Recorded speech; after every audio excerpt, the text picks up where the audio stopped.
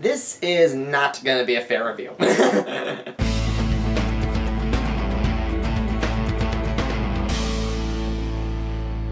Hi, I'm Eli. I'm from Mason Casey, and welcome back to Eli's Corner. And for this review, I'm going to be looking at a movie that came out very recently, The Fate and the Furious.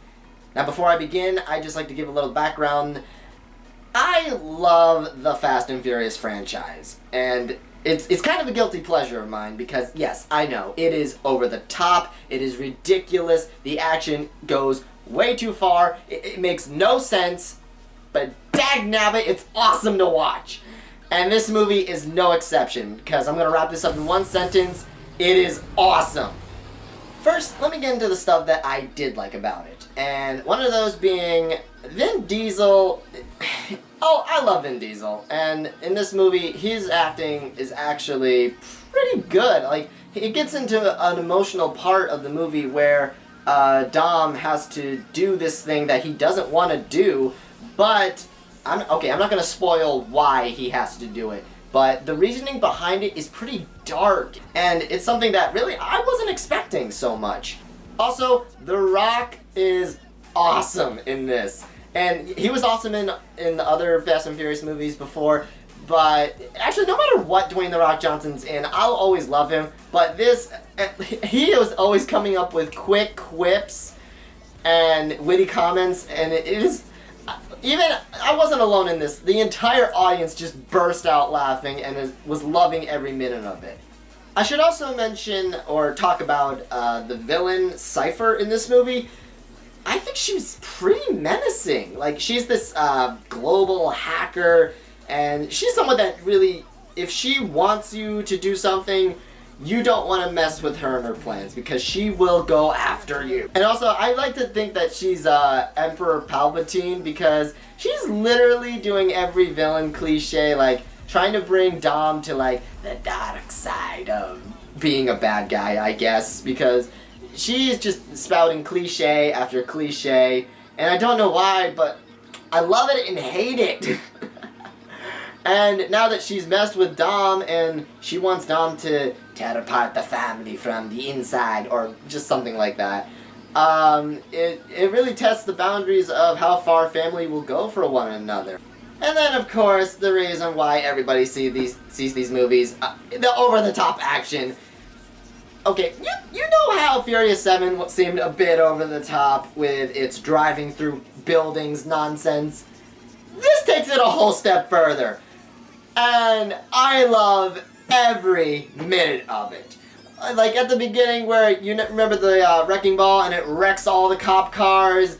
Yeah, they add more of that. Not much, but they add more of that, and it is ridiculous. And then they have that the scene where, you know, they're like being chased by a submarine, and oh my, it is pure Michael Bay nonsense. But it is just awesome to watch on the big screen, because when you're with a whole audience that's invested into this, it's just an experience that you just love every time you're watching. Oh my, I feel like, I know I'm rambling a bit, but oh my gosh, it is awesome. It doesn't make any sense, but it's awesome and I love it. Now, going off of the over-the-top action, I can kind of transition to the stuff that is a bit not so good, and that is, yes, the action makes no sense whatsoever, where even you're like, okay, no, what is going on? This is nonsense, this is pure bull, this would never happen. What the hell? Also, there's this character, I think his name is Roman. He's the black bald dude who comes up with some really funny lines, and I love him. But he's kind of become this character where he is always yelling for some reason, like no matter what. He will always yell, like, no, not my Mercedes, or man, this is crazy. What? That's it, I'm out of here, y'all. This is crazy. This is impossible. This is insane. What the heck are you doing? And to a point to where even The Rock is just like, why are you yelling? So, like, even the movie is aware, yeah, they know that he is always yelling for no reason. Also, the trailers showed that Deckard Shaw has returned from Furious 7, and if you've seen Furious 7, you know that he's done some things that are not cool, alright? He's a bad dude. And, of course, they show that they are forced to work together, and The Rock and Shaw kind of have this, who's the bigger man battle, little competition that's going on between them. And it does deliver some of The Rock's most funniest lines. But the thing is that it kind of goes on for a little bit, and then it's kind of resolved to like, you know what, you're kind of cool, man. Hey, no, you're kind of cool. And I kind of expected that. And then, it was kind of short. It didn't, because it's like, oh man, all's forgiven, dude. And that's kind of what the movie does. It kind of forgives Shaw for the stuff that he's done before, except I think it forgives him a little too much. And it's not to like where they actually say, you know what, you're cool, man. It's just like completely out of it and just like, oh, thanks for doing this thing for us, Shaw. And I feel like he was a little too forgiven, because if you remember Furious 7, he's the one that killed Han. You know, part of the Toretto family. You're gonna forgive him for that easily? Dude! And, of course, the last thing that I kind of have a problem with this movie, and really, it's not that big of a problem, but it was still a problem. This movie is predictable. Like, everything that I could tell what was going to happen, it happened. There were some things in the movie where it's just like, they say, oh, this happened, and then I'm just like, no, I don't think it happened. And then later on, nope, it didn't happen. Like, some plans I kind of figured out. It was predictable. I could tell what was going to happen. And, yeah, that's all I could say about that. So, overall, I still enjoyed this movie. If you enjoyed the Fast and Furious franchise, definitely go and see this movie. And if you're kind of new to it, there may be some things that you won't get, and you're just going to see this as, oh my gosh, will they stop? And the answer is no. They will not stop until they're in space. I mean, they're already making 2 more movies. I think they're making 2 more movies, because this is like the beginning to a trilogy. So, yeah, this franchise isn't stopping anytime soon.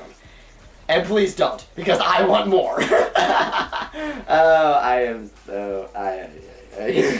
So, if you like over-the-top action, and you're just sick of Transformers doing the same thing over again, at least this franchise will give you something new and over-the-top. It won't make sense, but it's still, it's more of an experience than it is like an actual movie that you need to take seriously, because I don't think you're supposed to take this seriously, except for like a certain element of it. So yeah, I enjoyed it. So for this, I will give it okay, I'm gonna try to be fair here. I'm going to give it a 7.5 out of 10, because yes, it's not gonna make sense, but it is one hell of a viewing. So that was my review of The Fate and the Furious. Thank you all for watching. If you liked the video, like it. If you want to share it with Facebook or Twitter or whatever the heck you have, then do that. And if you want to watch more videos like this, then click that subscribe button below. Also, if you want to check out my review of the Beauty and the Beast review video movie thing, then go watch that. It's right there. And to sign off, guys, I'm Eli. I'm from Mason Casey, and I'll see you later. However, right in the middle of the movie, they kind of... Oh my gosh.